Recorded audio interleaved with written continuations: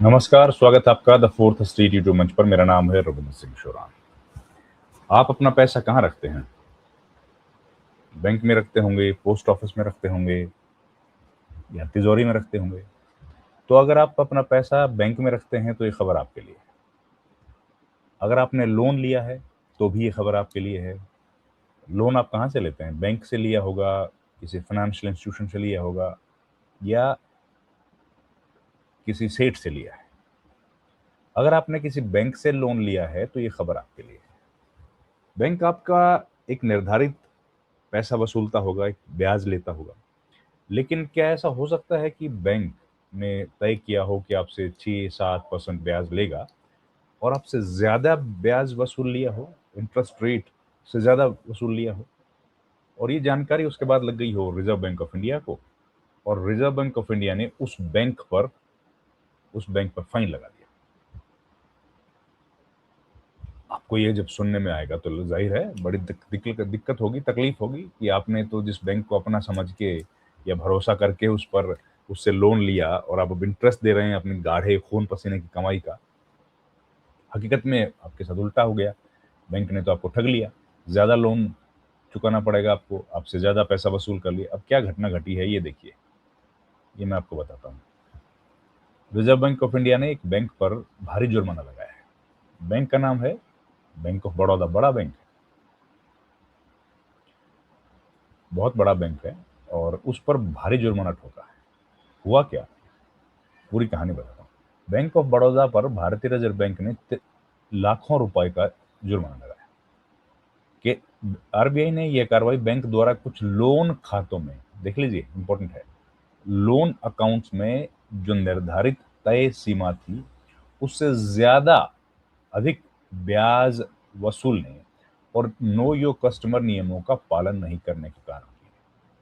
RBI के इस कदम से संदेश साफ गया है कि बैंकिंग नियमों के उल्लंघन पर किसी भी बैंक को राहत नहीं दी जाएगी, चाहे वो बैंक सरकारी ही क्यों ना हो। आरबीआई के अनुसार ये मामला 31 मार्च 2025 तक की वित्तीय स्थिति के निरीक्षण के दौरान सामने आया। जांच में पाया गया कि बैंक ऑफ बड़ौदा ने कुछ ग्राहकों से निर्धारित दर से अधिक ब्याज वसूला।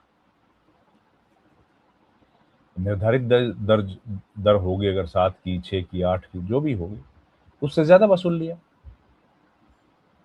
कितनी गलत बात है। फिर केवाईसी की जानकारी को तय समय सीमा के अंदर सेंट्रल केवाईसी रिकॉर्ड रजिस्ट्री में अपडेट नहीं किया।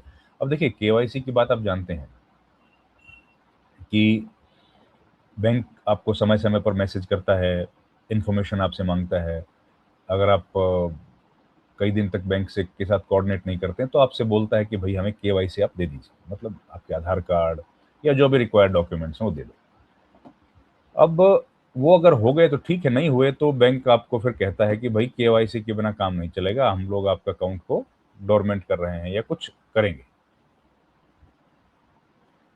अब बैंक जब वो डॉक्यूमेंट्स ले लेता है तो बैंक को वो कागज देने पड़ते हैं, किसको? सेंट्रल केवाईसी को।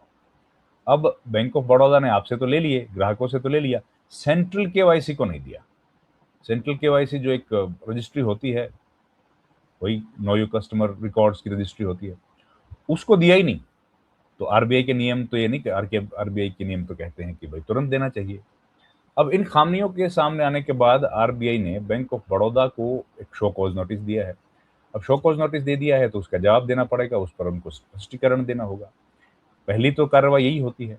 बैंक को लिखित जवाब देने के साथ साथ व्यक्तिगत सुनवाई के दौरान अपना पक्ष रखने का भी अवसर दिया गया। हालांकि आरबीआई ने बैंक की दलीलों को संतोषजनक नहीं माना। उन्होंने अपनी तरफ से कहा कि भाई हमने ये जो रीजंस बताए और वो तो गलत पाए गए। इसके बाद 30 जून 2026 को बैंक पर 63.60 लाख रुपए का जुर्माना लगाने का आदेश जारी कर दिया गया। आरबीआई ने यह भी स्पष्ट किया है कि कार्रवाई केवल नियमों के उल्लंघन के आधार पर की गई है। इसका मतलब ये नहीं है कि बैंक और उसके ग्राहकों के बीच हुए किसी लेन-देन या समझौते की वैधता पर इसका कोई असर पड़ेगा। एक तो ग्राहक अगर आप हैं उस बैंक के तो आपको घबराने की जरूरत नहीं। आपका पैसा सुरक्षित है, आपके साथ उसकी डीलिंग जो है वो सही है, केवल उसकी वैधता पर असर पड़ेगा। केवल उसकी वैधता पर कोई असर पड़ेगा ऐसा नहीं है, केवल ये आरबीआई और बैंक ऑफ बड़ौदा के बीच का एक कम्युनिकेशन है। यानी बैंक की सामान्य बैंकिंग सेवाएं पहले की तरह जारी रहेंगी और घबराने की जरूरत ग्राहकों को कतई नहीं है, बिल्कुल नहीं। पहली बात तो ये, आप बैंक ऑफ बड़ौदा से अगर आपका कोई बैंक लोन चल रहा है, आपके अकाउंट में पैसे जमा हैं, तो आप बिल्कुल निश्चिंत रहिए, वो सेफ है। पहले भी सेफ थे, अब भी सेफ है। ये बैंक की तरफ से हुई कुछ गड़बड़ियों के चलते किया गया है, तो बैंक से आपको डरने की जरूरत, ठीक है। इस कार्रवाई के तहत रिजर्व बैंक ने एक अन्य मामले में भी कार्रवाई की, वो भी बढ़ाता हूं।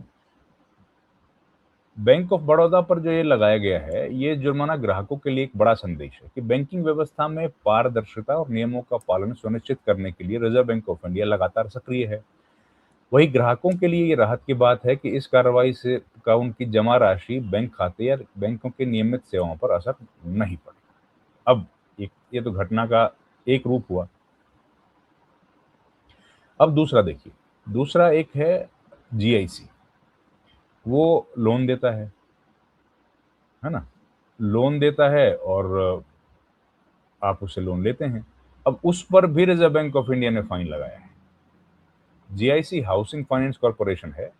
नेशनल हाउसिंग बैंक एनएचबी के जांच में पाया गया कि जीआईसी जो है हाउसिंग फाइनेंस लिमिटेड, उसके खातों में भी जोखिम श्रेणी के हर 6 महीने में समीक्षा करने का अनिवार्य व्यवस्था का पालन नहीं कर रही थी। इस उल्लंघन के चलते 3.1 लाख रुपए का आर्थिक दंड उस पर लगाया गया है।